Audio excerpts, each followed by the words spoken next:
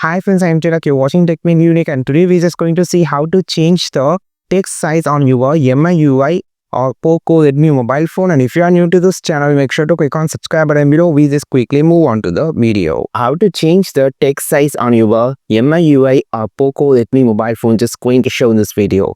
For that, first of all, open the setting option. After opening the setting option, you just need to click on the option called display. Click this.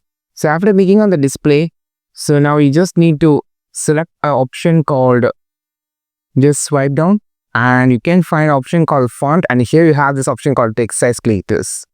So after clicking here, you can find an example on the top, and in the border you can find a adjustment, a text adjustment. So it's actually on the small, so you can just decrease the size up like this, or you can just increase the size like this.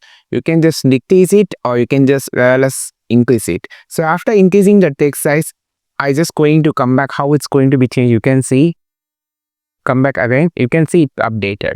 So the text was so big. So if you just need to change this, just go to the display option and go to the text size. Just going to decrease the text size like this.